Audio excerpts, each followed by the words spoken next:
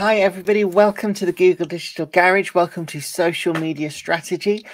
Before we get started, before we properly kick off with the webinar, just a few little things to make sure that everybody can see and hear correctly. So first of all, if you're having any trouble whatsoever with the picture or the sound, the best thing that you can do is just refresh the page. That usually fixes most of the issues that you might have.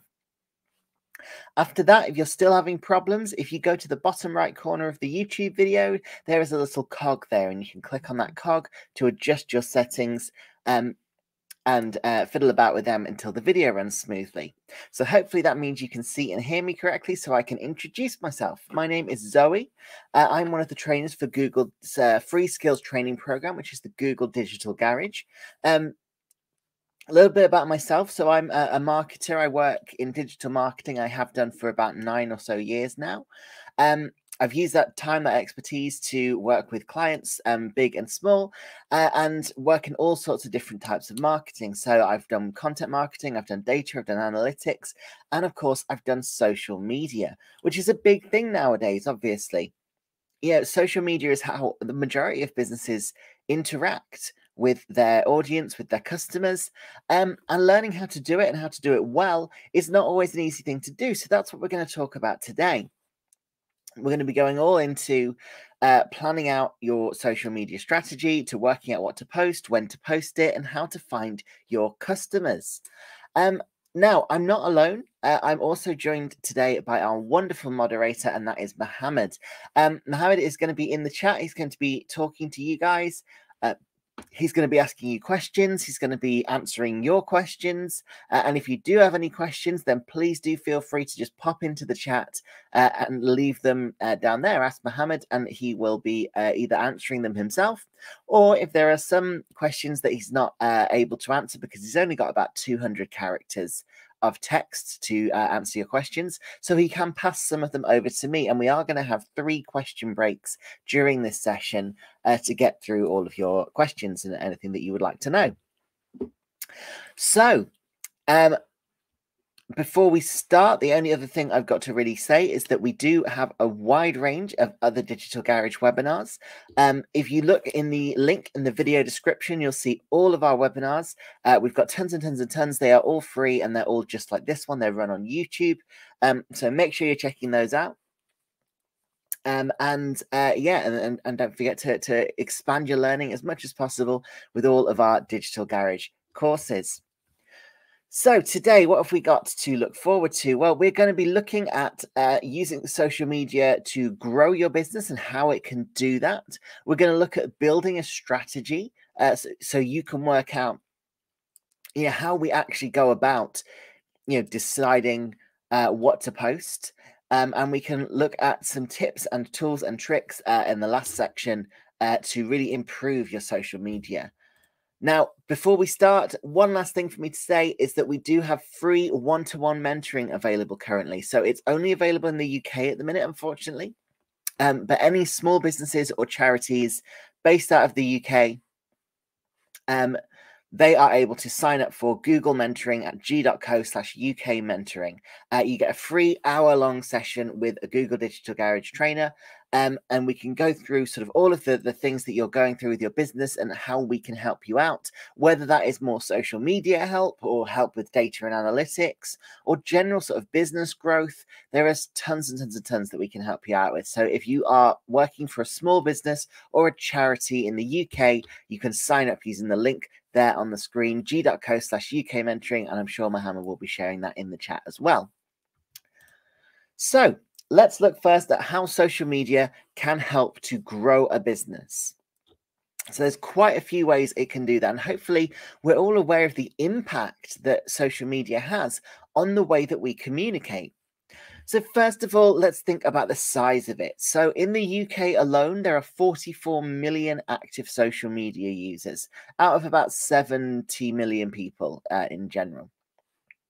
So that's enormous, right? That's sort of a good 2/3, if not more, of the UK population. And that's counting the whole population, including, people who've literally just been born and don't know how to use a smartphone. So if we look at among adults, in UK adults, 78% of UK adults use Facebook. 85% use YouTube, which is also a social network.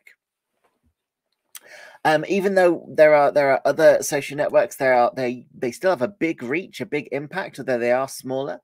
So Twitter, for example, 45% of UK adults use Twitter. 30% of UK adults use LinkedIn. Around about 30% as well use Instagram. So big chunks of the UK population are using these things. Even if you think, 30% isn't that high, that's 30% of all of the adults in the UK. That is millions and millions of people, tens of millions of people. And some of those platforms are very, very what we call sticky. What that means is, it's a weird phrase, I know, but what it means is that people use them every single day. So Facebook is the stickiest platform, and that's with 59% of UK adults online using Facebook every single day. But also, YouTube, again, 27% of UK adults use it every day. On average, we're spending about an hour and 54 minutes on social media each day. Now, that's an average. So you might be thinking, well, I don't spend nearly that amount of time on social media. You might be thinking that you spend much longer than that on social media. I definitely spend more than an hour and 50 minutes on social media, although, to be fair, part of it is my job. But I absolutely spend more than that on social media. And if you think about all the little times that you've got your phone out and checked Facebook or Twitter or Instagram, it adds up. It absolutely adds up. So we've got an audience that's A, it's really large, B, they're coming back frequently every single day, and C, they're spending a lot of time on it, perhaps more time on it than they're spending on any other platform. So all of these make social media a really, really, really good place for you to go in order to interact with your audience and your customers. So if you're thinking about starting with social media, thinking about starting a sort of social media marketing strategy, here's a few reasons why it can be really, really beneficial. So first of all, reaching new audiences. Remember, we've got a huge percentage of the UK, a huge percentage of the world are using social media every single day. That's a big potential audience. And there are audiences on social media that you might not have reached yet. It's a great way of getting more people to be aware of you and who you are and what your business is. It enables you to create new opportunities for your business as well, because you can connect with your customers in different ways. It's a lot more interactive than a lot of other marketing strategies are. You can talk to your customers rather than just talking at them. It lets you target specific types of customers, specific demographics of people. You might have heard that with paid social media ads, that you can target them really, really specifically. You can even what we would call micro target. So you can, target a really small audience of only sort of 2 or 3 people, but who are specifically designed to be the kind of people who would be really interested in buying your product. Obviously, you can target much larger audiences as well. And again, because it's interactive, you can build relationships through it. It's not just talking at people, it's talking with them. It's about having those conversations, networking with them, building that network of great contacts, whether that's customers or potentially people who could provide you with work in the future. You can add value to your brand with social media and make your brand more valuable to your audience by providing them with a better level of service. So first of all, customer service levels can be increased and improved by using social media. And the reason you can do that is because you can talk to your customers really easily wherever they are, because everyone's got a mobile phone in their pocket, so they can, well, I say everyone, most people have a smartphone. So most people are able to go on social media really quickly and really easily, and they can use that to talk to you, to ask you questions, to make complaints, and you can have those two-way conversations with them and make sure you're giving them the best service that you can give them. It also lets you tell your story and show a new side to your business. So we're not just sort of seeing the kind of the corporate branding, we're seeing the personality behind that business. Again, you're conversing with people, you're chatting to them. All of that is a side to your business that people might not know. And of course, again, you can build a community. You can find your brand advocates. You can find the people who really love your company, love your product, and want to talk about it and talk to you. All of these are really, really, really beneficial for adding value to your brand and for providing the best service for your customers. And of course, you can improve other areas of your marketing with social media. So, for example, you might do a Google search for something. You might have seen sometimes a tweet come up or a Facebook post come up.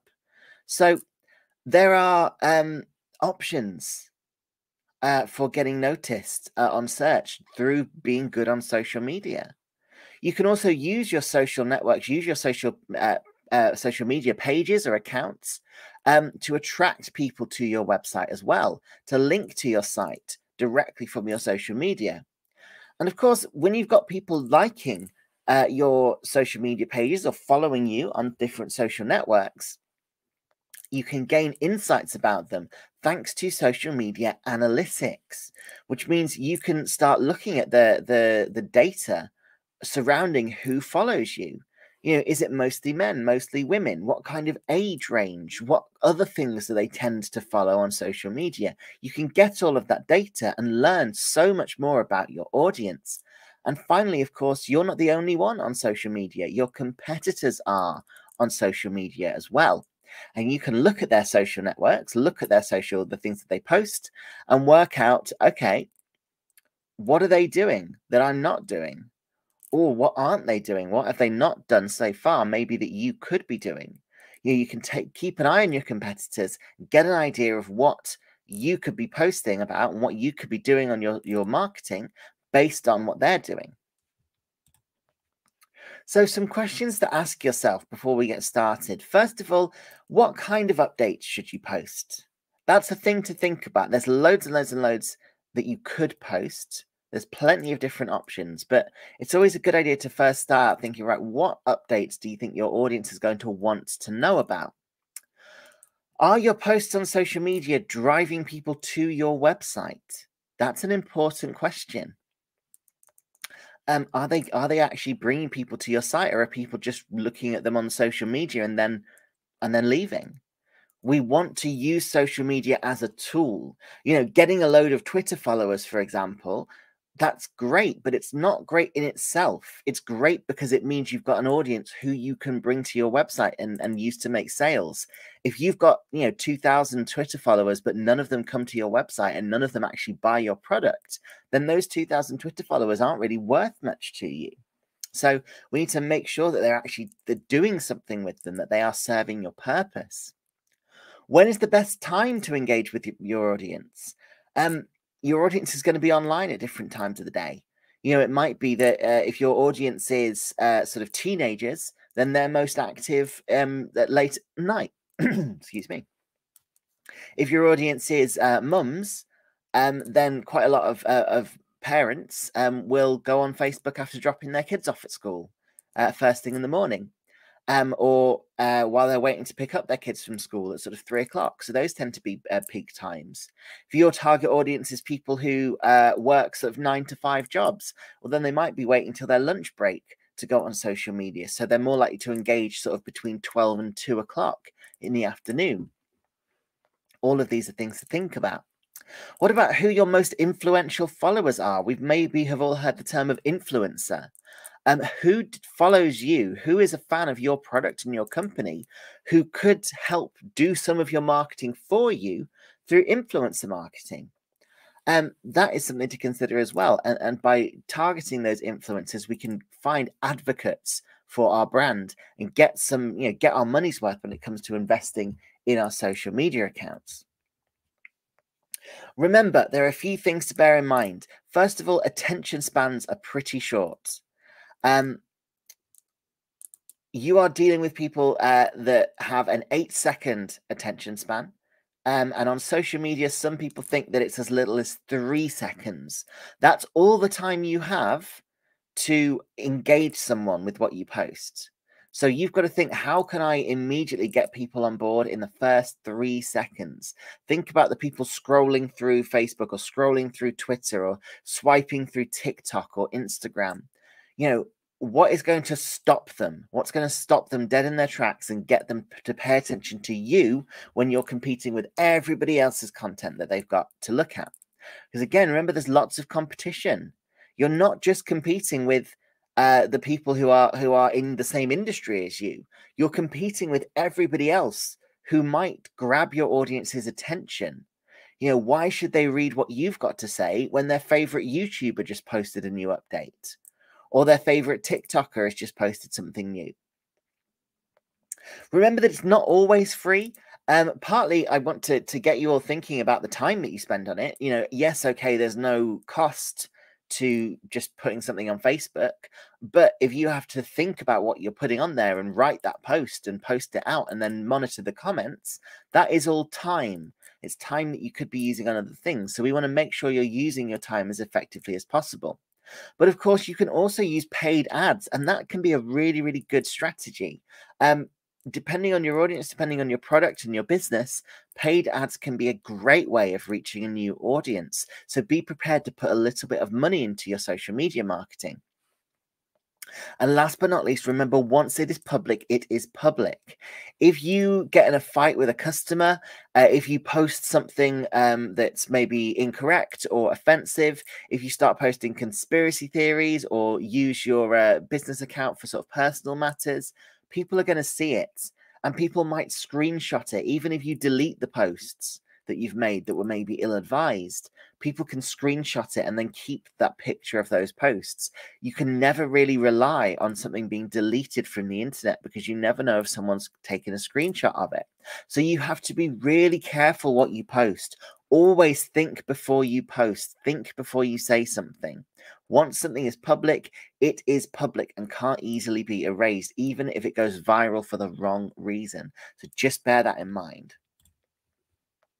So we're going to take our first break for questions. Doesn't look like we've actually got any at the minute.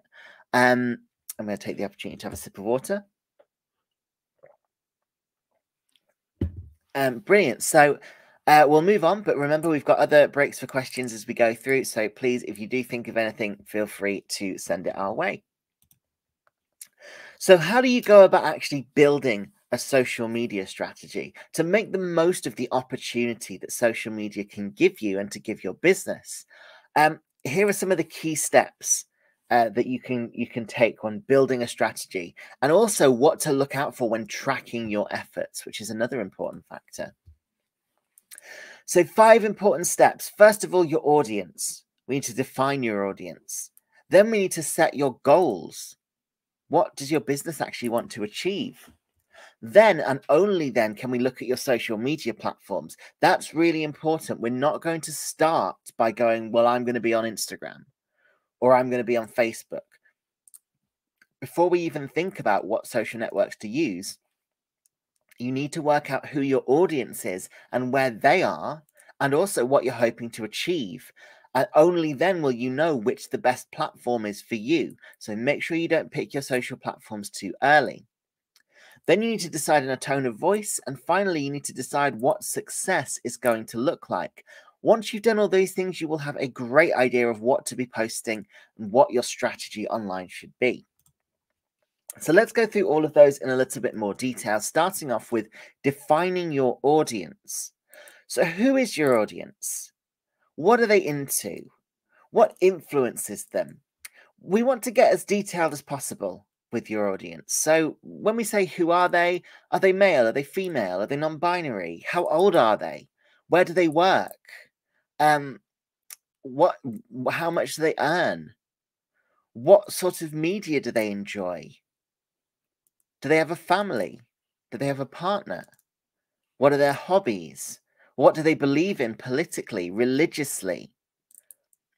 And then we can start thinking about more practical things as well. When are they going to be online?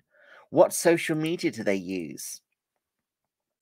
You know, this information can really vary depending on the audience that you're targeting, the demographics of the audience you're targeting.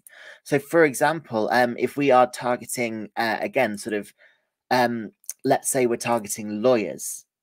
Well, we can learn something about them. We can get a persona based on just that job title. So if we're targeting lawyers, we might think, okay, well, lawyer, the legal field is what we'd call male dominated. There are more men in it than there are women. So your target audience is probably going to be male. Whether the field should be more male than female is a different question. But right now we're just going on the actual facts. So we know that the field's more male than female. So we say our audience is a man. We know that it takes a while to get through law school. You know, you've got to do your degree and then pass the bar. So we're not dealing with people sort of below the age of 25. But also maybe we want to go for more established lawyers. So we're looking at sort of 30, 40 and up. We know that they will earn quite a decent amount. We know that work will be very important to them. We know that they'll be very busy. Because we're looking at older people who are more well established, they're more likely to have families, they're more likely to be married, they're more likely to own a house and have a mortgage, because again, it's a fairly high paying profession. So all of these things, and this is just off the top of my head, we can do research on all of this. We can Google, you know, how much lawyers earn on average and what are the political beliefs of lawyers on average, and see what comes up. But we could also think about, right, okay, when are they online? Well, they're probably working long hours. So maybe first thing in the morning, maybe last thing at night. Which social media do they use? Well, we can do that just demographically. Older people are more likely to be on Facebook. People with high-powered careers are more likely to be on LinkedIn. So probably Facebook and LinkedIn are our sort of social networks. In order to define this audience and really work out who it is we're talking about, one thing we can do is actually talk to them.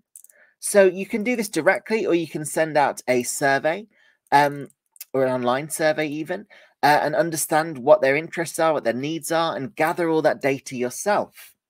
It might be that you're able to just talk to people who you know and ask them about their experience of that audience.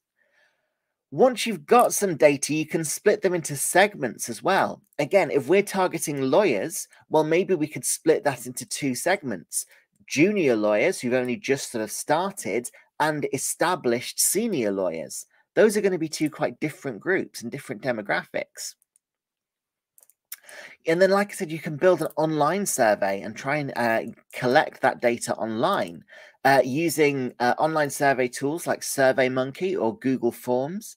And obviously, you can offer them an incentive as well to complete your survey. You can maybe say, complete our survey for a small discount or something like that, so that you can get some data on who your audience is and what they enjoy, what's important to them. And of course, if you've already got some people following you on social media, you can use insights. So these are screenshots of a few different social media insights platforms. And most social networks have got their own form of insights. You know, Instagram for business, for example, Facebook page insights, Twitter for business. All of these give you data that you can use to understand, okay, who is my audience? You know, think of all the information we provide Facebook. Or you might not, but many people sort of voluntarily will say, hi, Facebook, you know, here is my age, here is my gender, here are my interests, here's my job, here's who I'm married to. All of that information can be sort of gathered, and you can get an overall picture of the people who follow you on social media. So you can use that to work out, okay, who actually is my audience? Step 2, once we've decided who your audience is, we can look at your goals. What exactly are your goals? Now, pretty much every business, its overall goal is going to be generate more sales. So we're going to ignore that one for a little bit, because I'm more interested in how you're going to generate those sales. Why aren't you getting those sales right now? Is it that people aren't aware of you? Is it that, you know, maybe people, once they find out you exist, they're really quick to buy, they really like what you've got to sell, but people aren't aware you exist yet, so you're struggling to find that audience? Well, in which case you need to grow your brand awareness, and that will lead to more sales. Is it maybe that people aren't engaging with your content? You know, they're aware that you exist, but they're not really engaging with your business and your product? Is it that you know, people don't trust your product because you don't have many reviews? So it might be that influencer networking is a good idea. You know, what exactly are the flaws in your business that are preventing more sales? Every business has flaws. Every business has barriers that are stopping it from succeeding. You just need to work out what yours are. Think about setting one social media goal using this. It's called the Double Diamond Framework. It's a framework for problem solving, and it starts with these 4 Ds. So first of all, discover. What we need to do is think about what your goal is and also how it is going to help your business. Again, the end result of all these goals is going to be to get more sales, to make more money. You've just got to work out, well, what is going to lead to that? How are you going to get those sales? Then we can move on to define. What barriers are there preventing you from achieving that goal? You know, maybe you want to grow more brand awareness. Well, okay, why? Why are you not? Why are people not already aware of you? What is it that's getting in the way of that? Again, it might be something really simple. It might be that not enough people have heard of you, so you can't spread by word of mouth. It might be that you're living a long way away from your target audience and you're struggling to get noticed on a sort of a local level. Work out what those barriers are. Then you can work out, okay, well, what do you need in order to achieve this goal? What do you need to do? But also, what resources do you need? Then finally, deliver. Look at how you can remove those barriers or negate those barriers. Look at how we can get around any barriers that are preventing you from achieving your goals. Then we can choose our channels. Now, think carefully about your channels. We're going to go through each one in a second. But first of all, do we want a business focus or do we want a lifestyle focus? Which channels are you aware of? Be prepared to use a channel that you're not familiar with. You know, it might be that you're thinking, well, I want to use Instagram. I want to market on Instagram because I know Instagram. So I want to use that for my marketing. Bear in mind that that might not be the right one for your audience.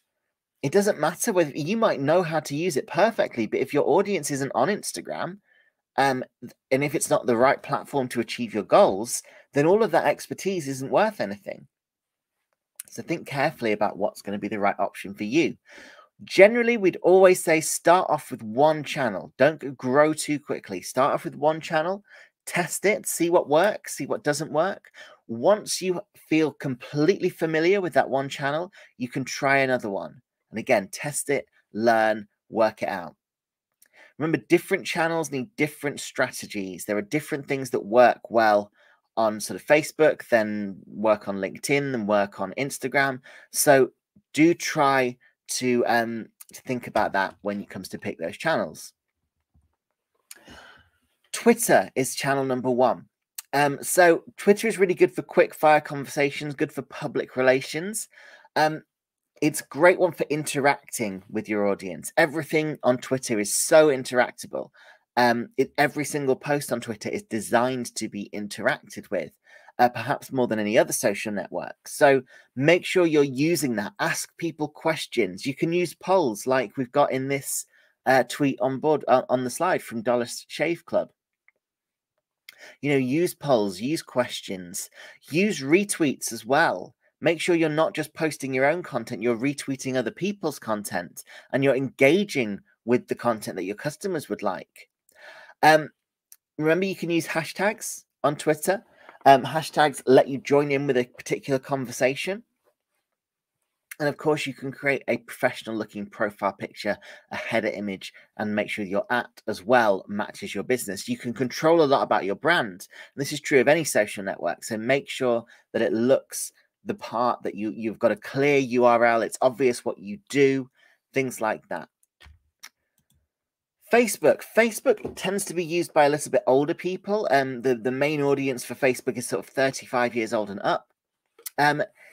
Generally, most businesses treat Facebook a little bit like a business directory. So it's not just about posting content. It's also about making sure that all of the important details about your business are on your Facebook page. So your opening hours, your contact details, a link to your main website, things like that.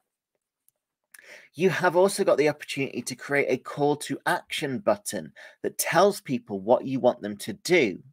So shop now, contact us, buy now, that sort of thing. It's a surprisingly visual channel. So yes, you can use sort of a lot of text, you can use long form content, but also in order to grab your audience's attention, really you want to be using GIFs, using videos, things like that. So remember to make the most out of the platform and what it can do for you. It's also something we've not mentioned here. Facebook, more than anything else, is a very, very conversational platform. It's all about chatting to your audience. So make sure you're asking them questions with your posts, you know, rather than saying, we're going to be at this place this weekend. Don't just say that. Say, we're going to be at, does anyone else have plans for the weekend? Who's going to be seeing us at the place that we're going to? You know, phrasing those posts in the form of questions, really good way to get more of that engagement. Instagram. Instagram is obviously the most sort of photo heavy social network. It's all about those images. So you need to make sure those images look good. It's also about being consistent with them. So if we look at the brand that we've got on the right-hand side of the slide, you can see that, yes, every single picture is different, but there's a lot of similarities between them. The coloring is all very similar. The framing is all very similar. The fact that we've not got people's faces in them is very similar. That's branding. That's deciding, you know, we want to show our brand to be like this. Maybe your brand is more colorful. Maybe it's more faces in it, that sort of thing. Use hashtags, but go easy on them. You know, I would say choose 5 to 10 good hashtags for each post. Make sure they're really, really relevant to what you're posting. Try and make it so that they describe a little bit what's in the post. You know, if you've got a picture of an apple, use hashtag apple, hashtag fruit, that kind of thing. Describe what is in that picture. And make sure that you are following the influencers, the brands, the people that you find interesting, and again, interacting. It's maybe less important than with other social networks. Instagram is much more about posting those hashtags, but still you want to be following people that you find interesting to make sure that you are you're getting the most out of your social media presence. LinkedIn is the next one. Now, LinkedIn it's obviously a very professional social network. It's great for recruitment, for example, because people have got all their job skills on there.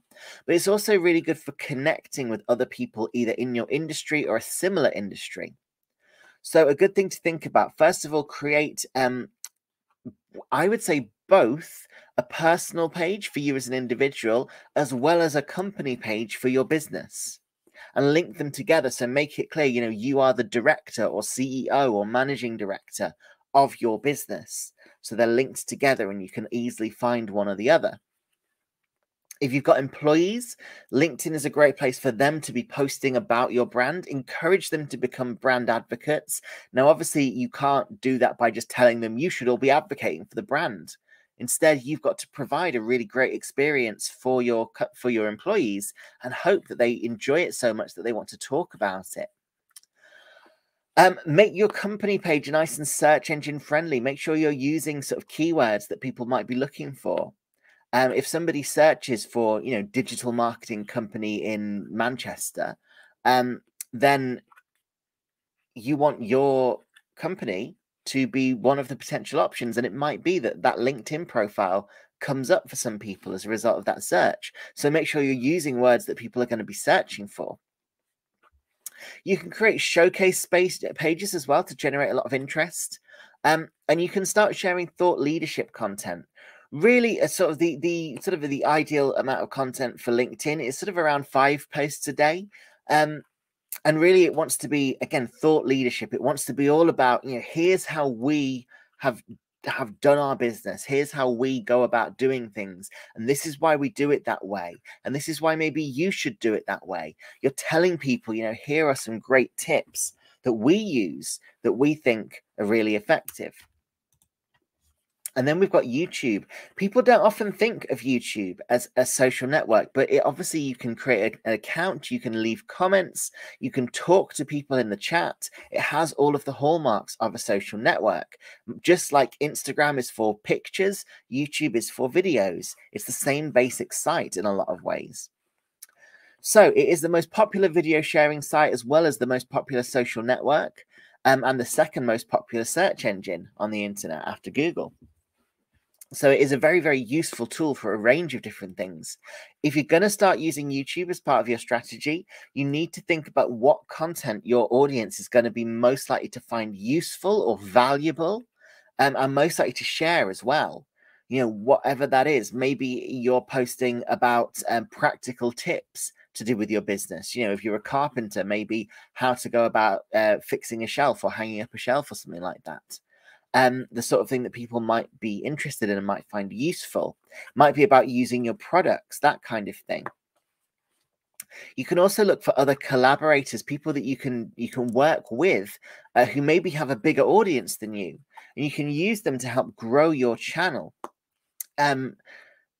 by sort of working together with them. And again, this works really well for a lot of different platforms. You know, get somebody who's got a big audience and say, look, why don't you guest star in one of my videos, and then I'll guest star in one of yours, and then hopefully our audiences will combine a little bit. So that can be a good option there as well.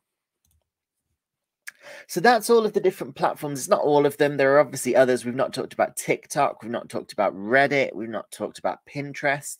Those are the biggest ones that we've just mentioned. There are always going to be smaller social networks that they all have their own strategies. So if you are going to go all out on a particular social network, make sure you're looking at what the strategy for that network is. What are its advantages? What are its disadvantages? What things does it do really well? And what things is it not suited for? And also learn about who is using it.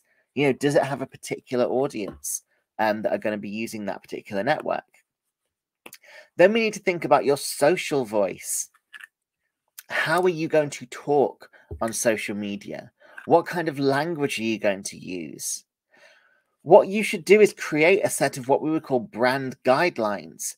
So things, do's and don'ts, things that you are going to do and things that you're going to not do when it comes to social media. So these are things like we've got on the slide here. When are you going to use logos? When are you going to use your logo? How often and how are you going to use that logo? What fonts are you going to use? What colors are you going to use in your images and your graphics and of your fonts? What kind of personality does your business have? I would always say come up with like a language guide as well. So what words does your business use? What words does it not use? What words does it use as often as possible? You can think about that kind of thing. And of course, style of images as well. You know, with things like Photoshop or Canva or Pixlr or ViscoCam, you can create a kind of a brand image guidelines. So you know what kind of images that you're going to be posting up and how they're going to look. There are a whole load of different possible social media voices that you can use. So you could be friendly, or you could be provocative. You could ask difficult questions. You could almost be a little bit insulting. Think about how your customer would react to that. Would they like it? Would they not like it? You know, you might think that all businesses should be friendly, but some businesses have made a big name for themselves by being a little bit cheeky, a little bit provocative. Are you going to be fun, or are you going to be serious? Are you going to be very formal, or are you going to treat your business like it's its own individual and be more sort of personable? Or are you going to be casual, use slang, maybe even use swear words, you know, be a bit more daring? Set those principles, stick to them, but don't be afraid to adjust them as well. If you get to a point where you're finding that people aren't really engaging well with your business, try tweaking the tone of voice a little bit. You know, and you know, make it match your content as well. If you've got a sort of a video on how to, like I said, a video on how to put up a shelf, well, people are going to want to feel safe there. They're going to feel like there's no stupid questions. So you can be a lot more relaxed. You don't want to be too stiff, too formal. You want to be nice and relaxed and casual about it, because that's what people are going to want from that kind of content. So do think about that as well. This is an example of a social media campaign that I think was really good. It is the This Girl Can campaign. It was running in the UK a few years ago. And it was about getting women to exercise and sort of marketing the different things that women can do and challenging the idea of femininity as well. So that first image underneath these gloves is a beautiful manicure, you know, challenging the idea that, first of all, women shouldn't be able to box because boxing is masculine, but also the idea that you can go and do something like boxing, which again, a lot of people see as a very masculine thing to do, but you can do it and still be very feminine. You know, it's not a matter of either or. You know, I really like that last one as well. Sweating like a pig, feeling like a fox. The idea that women should be pristine at all times and shouldn't be allowed to get sort of a bit messy, whereas men are allowed to be as messy as they want. Well, I think that's a good way of challenging it. It's a bit provocative. You know, it's not that casual about it. It's challenging the reader. It's saying, you know, you probably assumed that I didn't know the offside rule, but actually, no, I do know the offside rule. Just because I'm a woman doesn't mean I don't know the offside rule. So it is challenging that a little bit. So it is provocative. You know, it's not being too friendly about it, but it was very, very successful. It worked so well. So again, think about that tone of voice. Think about as well the channels that they might have used for this marketing campaign. You know, they could use Instagram for this, for example. Very good channel for visual content like images. They could have done video content. Obviously, it's to do with sport. So it's a very sort of physical movement-based thing to do, to look at. So something with motion, something with videos could work brilliantly. So think about all that. Then step 5, what is success going to look like for you? Now, I'm not sure this should be step 5, to be honest. I think this probably goes along with step 2. Work out, okay, what should success look like when you're thinking about your goal? How are we going to measure it? So if we want more brand awareness, what does that actually look like? How will we know when we've succeeded? Is it to do with a number of people who follow us on Twitter, for example? That would indicate that people are aware of us. So that could be one way of measuring it. Or likes on our Facebook page. Or you can measure reach, which is how many people are seeing your posts. That's another way of measuring it. Give yourself a number and a time limit. So don't just say, I want my sales to grow. I want more followers on Instagram. Think about a number. So how many followers do you want on Instagram? And give yourself a time limit. I want 300 extra followers on Instagram by the end of next month. Then you've got something to aim for, and you will know whether or not you have succeeded. You can always adjust your goals. You can always change them, but it's always a good thing to start with an immediate sort of time limit. So you will know, have I succeeded or have I failed? And consider paying. Organic reach can take you a long way. There are loads and loads of businesses and social media accounts that have got where they are without paying any money. So organic reach can make it a long way. But there are platforms like Facebook that don't really work well for that anymore. And if you want to grow and you want to grow quickly, you know, we are businesses. A lot of people who've grown massive followings on social media, they've done that over a long period of time. But you're a business, and you know you need sort of money quickly. You can't be affording to wait for years and years and years to grow your following. You might need to do it a lot quicker. So think about paying for ads. They are much more targetable, so you can choose exactly who sees it. They get you a bigger reach because they can be seen by people who don't already follow you, which is not the case with most social networks. You know, that when you post something on social media, at first, the only people who see it are going to be the people who follow you.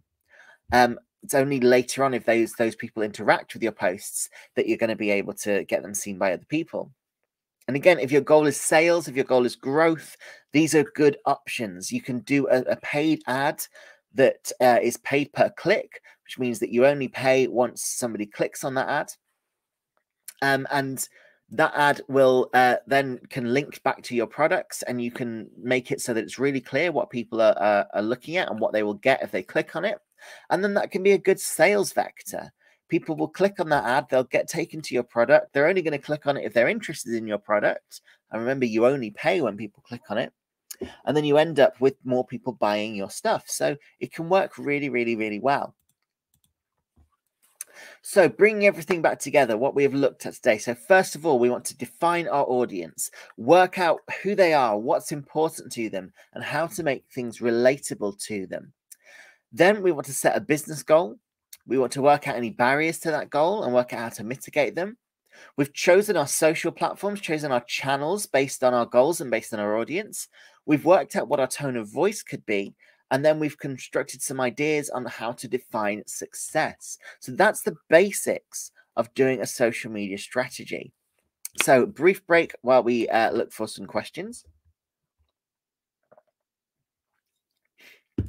Oh, can see that we've got one from Sabina. What is the first thing you shouldn't do when it comes to social media presence? That's a really, really good question. I can see Mohammed's given his answer as you know, don't start posting content without any research. Yep, absolutely. He's also mentioned avoid buying followers. I think that's probably the first thing, actually. Yeah, that more than anything else. Never pay for likes or followers or things like that. First of all, it's spammy, it's fraudulent. You might get penalized by the social platform. A lot of social networks, if they see that you're paying for followers or paying for likes, they'll just ban you.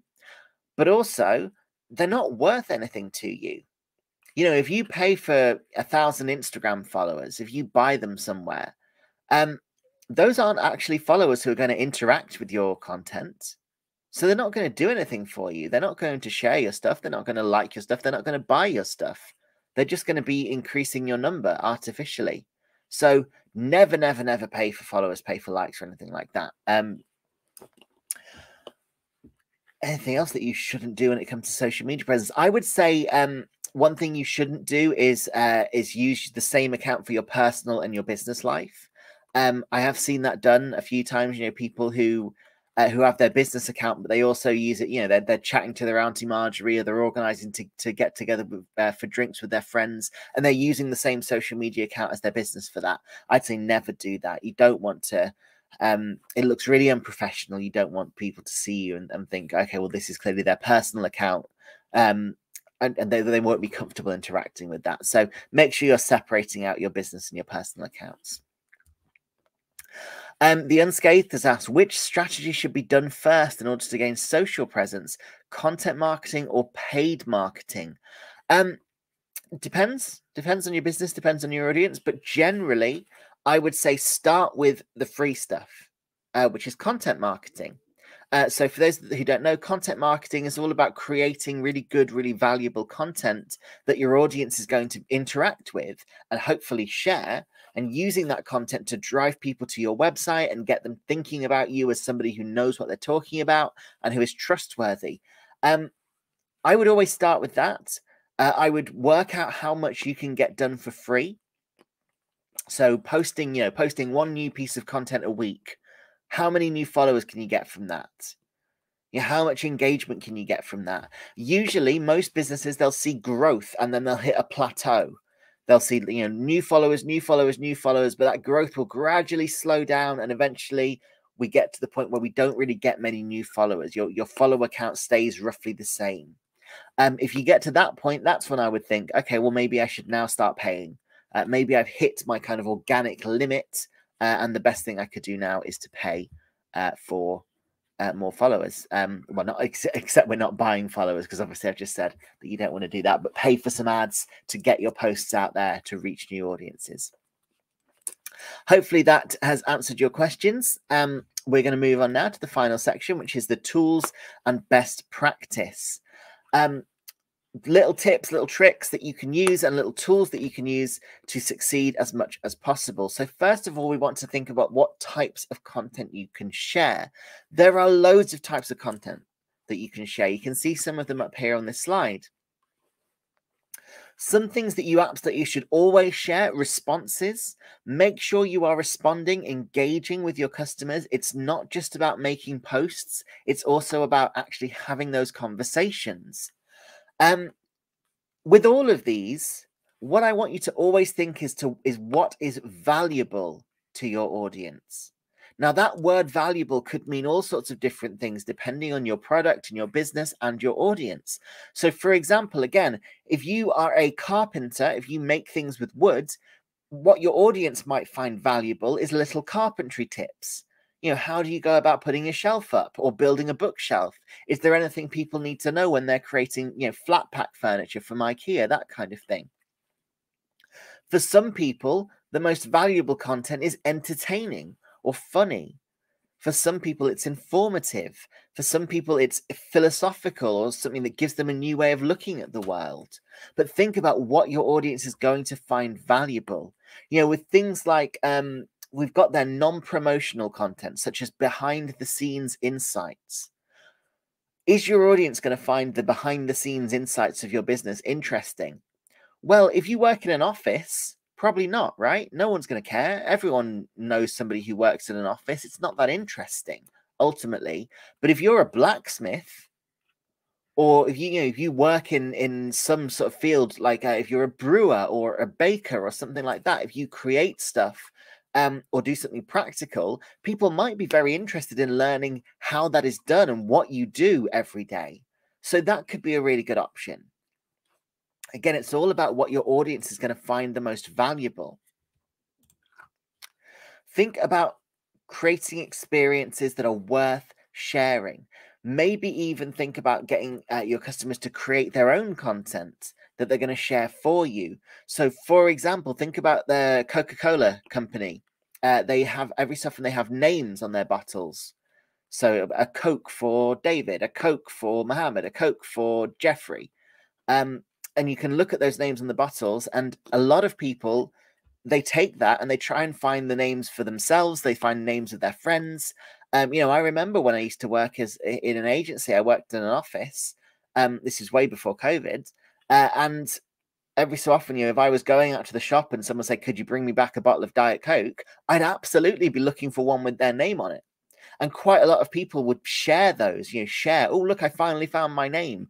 They'll post on they will post on social media for you. You won't even have to ask them to do that. If you provide them with an experience, they're going to be likely to share. Think about, I always think about escape rooms. I don't know if anyone's done an escape room before. I've done a few. I find that, they're quite a fun little way of spending an hour. At the end of an escape room, almost always you will be asked to take a photograph with your time. And that's they're immediately they're saying, well, here's something that you can share. They give you little costumes, they give you things that you can dress up so that you can share your experience really easily. And they're encouraging you to do that subtly without actually telling you, please share this on Facebook. They're encouraging you to go and do that yourself. So create those experiences that people are likely to share. Tips for making your content as shareable as possible. Number one, use great graphics. Remember, we are visual creatures. We love visuals. We love pictures and GIFs and videos. You can use tools like Canva. I don't know if anyone's familiar with canva.com. I'm sure Mohammed will share a link, if you don't mind, Mohammed, to Canva in the chat. Canva is a great little free graphic design tool. It comes with loads of free templates for all social networks. So for Facebook, for Twitter, for Instagram, and so on. And you can use it to turn your pictures and your images into great graphics and illustrate your points, illustrate your posts with something visual. Make sure you're checking your grammar and your spelling. Grammarly is a great tool for that. That's just about being professional. You don't want to come across as non-professional because you've posted something that's a little bit, not very professional, not very sort of shareable. And you can manage your social media accounts with tools like Hootsuite and Buffer. If you've got a lot of social networks, you can get them all in one place with something like Hootsuite or Buffer or Later. They also let you schedule your social media posts. So rather than trying to post whenever you get time, you can get to the point where it's like, well, okay, it's a Monday afternoon. I've got an hour. Well, why don't I create all of my Twitter posts for the next 2 weeks? And then you can schedule them using something like Hootsuite or Buffer. And the tool will post them at the times you say they should post them. So you don't have to worry about that. So these are all tips to create really great content and to do it as effectively as possible for you. So we've provided you, therefore, with a lot of knowledge. So what can you do now? Well, first few things that you should focus on. Number one, set your goals. Work out what your strategy is going to be. Number 2, work out your audience so you can define a really good tone of voice for them. And number 3, make sure you're choosing the right platforms to focus on. That could be anything. There are loads of platforms out there. So make sure you're choosing the right one for you. So we've got 5 minutes left, 5 minutes left for questions. Looking through the comments here. We've got a question from Tornik or Tornica. Sorry if I'm mispronouncing anyone's names. Please do correct me. What do you think about TikTok? I think this social media is a new opportunity for business, and unlike others, what steps do we need to make our goal with TikTok or social media like this? Tornik, I can see that you've said that your audience is basically young. They're using TikTok. They're using Reels. So they're like short, bite-sized content. They like the kind of videos. So TikTok, yeah, it's a social network that's the audience for it is usually very young. Quite often it's sort of teenagers, although there is an older audience for TikTok as well. So a few things. Number one, you kind of need to post quite frequently with TikTok. If you're going to see a lot of it's good for organic growth. You can use sort of hashtags just like Instagram and get seen by people who don't follow you. It's really good for that. When with most social networks, when you go to your sort of homepage, your feed, all you see is the things from people you already follow. With TikTok, the default is you're seeing things that the TikTok algorithm thinks you'll be interested in. So you don't even need to follow anybody. You can just like videos and TikTok will show you the ones that it thinks you're more likely to enjoy based on your previous likes. And it's got quite a good algorithm for that. So because of all that, it's important to post often. Because you want the best chance of getting discovered by other people. So the more often you post, the more likely that is to happen. It's important to think about bite-sized content with a really easy message. Remember, again, we're trying to provide value for our audience. So, no one's necessarily going to be interested in me doing a TikTok saying, "Hi, everybody. Today I'm sitting at my desk and I'm doing some training online." It's not going to be super useful. But because my job is a social media trainer,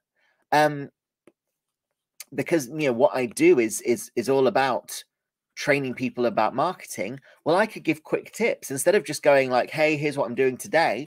I could go, "Hey, so I just thought, here's a good tip for TikTok. What you should be doing is posting as often as possible to give yourself the biggest chance of getting discovered in the algorithm." That could be a valuable TikTok for the kind of people who I would want to follow me. So think about what your audience wants. Think about each video, one thing that's going to be really useful for your audience, really valuable for your audience, and do it in a quick, bite-sized form. Get to the point quickly. People will scroll through TikTok really, really quickly. So you don't want to, open up your video by going, "Hey guys, how's it going? So I thought what I do is today I'm going to talk to you about." By that point, your audience is gone; they're bored. Instead, start with what we would call a value statement. Immediately say, "Here's what you're going to get from watching this video." You'll have seen other TikTokers do this. So have you ever wondered how to succeed on TikTok? Here are my top tips for doing exactly that. Great, straight to the point. I'm telling you exactly what you're going to get from watching my video. That gives people a reason to watch. Remember, you've got 3 seconds of attention span. So make sure you're getting your point across in those 3 seconds, and then people will be more likely to stay and watch your video. So those are just some tips on succeeding at TikTok. It's not for everybody. It's very hard to advertise with TikTok. It's not hard to advertise, sorry, but adverts don't work as well on TikTok as they do on other platforms, I've found. So it's best for organic content. If you've got the ability and you're pretty familiar with basic video editing and you can shoot a lot of videos very quickly, TikTok's a great channel for that, a great platform for that. And again, if your audience is there, then that's a good opportunity. So hopefully that has answered your question. That's also brought us quite nicely to the end of the session. So what are your next steps, everybody? Well, remember, anybody who works for a small business or for a charity in the UK can sign up for Google Mentoring at g.co/UK mentoring. That is completely free. You get a full hour of mentoring. And then the only other thing left for me to say is thank you, everybody. Thank you so much for your questions, for your interaction. Thank you for just being a fantastic audience. Of course, massive thank you to Mohammed, who's been an amazing moderator. I'm sure he'd appreciate some thanks from you guys as well. And yeah, if you've got any feedback that you want to give us based on today's session, if you've loved it, if you've hated it, you can go to that link right there on the screen, which is goo.gul/digital garage feedback. Let us know how we did. We love getting that feedback. It helps us make these sessions as good as possible, and that's what we want. So make sure you follow that link. Mohammed's popped it in the chat as well. Thank you so much for that, Mohammed. And yeah, we are out of time, so I'm just going to say goodbye, everybody. So thank you so much for watching. I hope you all had a good time, and hopefully I will see you again on another Google Digital Garage session. Take care, everybody. Goodbye.